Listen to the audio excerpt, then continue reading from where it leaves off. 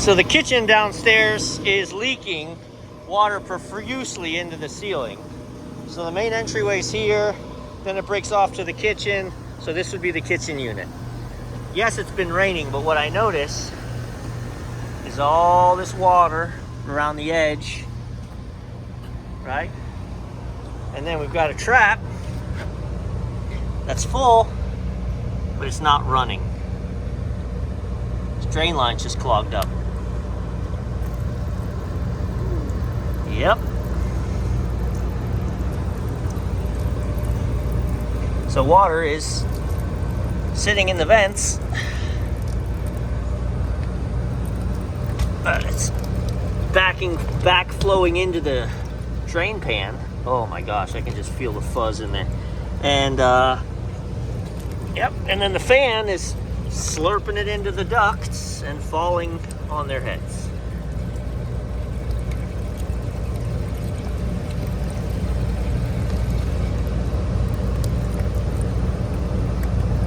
Right, also, if I just leave it open, air is getting sucked in.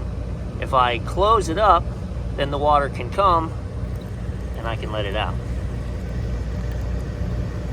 We got to go through all these traps. Well, again, this one's running, and so what should tip you off is that this is running, but also you've got water dripping out of it. So you're still flowing. That other one, you'd stopped flowing. Yeah, these are all clear. Just that one kitchen unit, man. It's raining on them like crazy in there. All right, I'm not gonna be unkind. I'm not gonna leave this off for very long. But look, right? So look at the...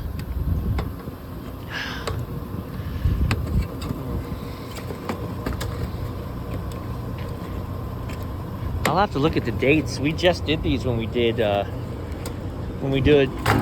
hood cleanings here. Oh my gosh. Oh my goodness. All right, well, we're gonna get these out of here.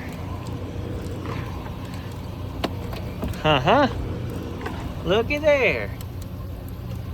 So this is a byproduct of just slinging water up into the system. Freezes our coil. All right, so it is April 30th. We have not done a summertime roof PM on these units. We did a winter PM where we changed a bunch of these contactors. The belts, we cleaned up the blower. This was ate up with mold. That's still nice. But look, we cleared, because this was not cleared very well when we came the first time. And I was giving them crap for not cleaning it, but now it looks like maybe they were cleaning it, and this just gets really crudded up quick. Also, look in here. All right, we're all iced up. So I turned on the unit, it's on a delay. So I want the blower to kick on, and then I'm gonna put that cover on. I pulled this, which is the low pressure safety control, so that when the unit does fire up, the cooling won't come on, just the fan. And we've got to come up here and clean these coils quick. So now we've got a running trap. And so the blower kicked on, but the cooling system did not. And I need the blower to run now that the proper trap is in, so we can pull out all the moisture that we can from the system and to get it out. But what's down in the ducts is down in the ducts. There's no way around that. I really was contemplating not doing this right now because it's 12 o'clock and their kitchen AC is technically off. But I've got to wait for all that. Let me get you. There you go. I got to wait for all that anyway. So we're going to clean these coils quick. We're sitting here hosing off the coils just to give a quick rinse.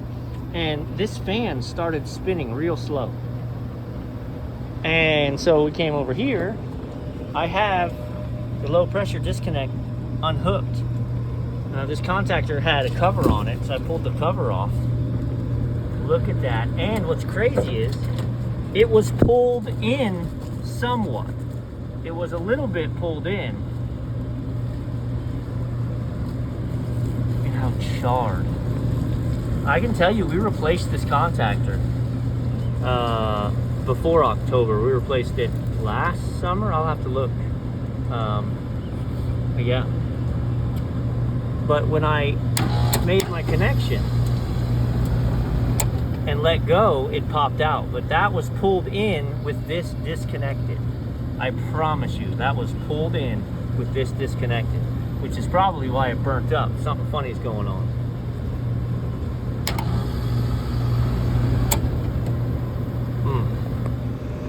All right, here's what I think happened. I think the contactor welded itself shut. I think it welded itself shut based on the fact that everything in here is frozen up. The coil's frozen, the compressor's frozen. The unit's just been running its brains out. So, when I killed the disconnect,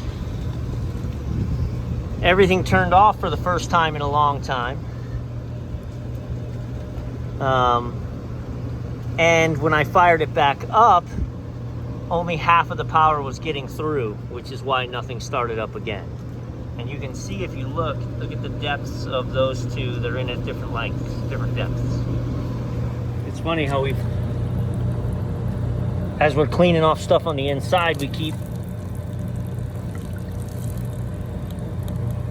right? As all the ice is melting, it's pushing all this crap, so you can't just clean the pipe and think you've got it. Yeah, I'm very concerned as to why this cooked. I mean, look at it. So it cooked so hard that it cooked.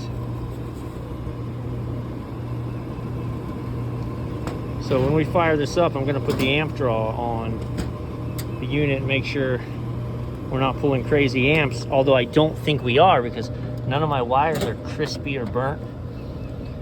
So that tells me all my connections were good. All of my wire end connections were great. They didn't have to be replaced. It just tells me this contactor stopped making good contact and it just started arcing. Yeah, so everything's up and running. No drama. Amp draws are all normal. No reason that thing acted that way. I think it welded itself shut and then just ran away, froze up, compounded by the fact that there was a leak in the drain line, which thank God, because otherwise this thing would have just kept running. We did clean the coil in there as best we could with a quick clean. We pulled these filters. We'll come back with new filters. Got to get the AC in the kitchen for them, and that's that for now.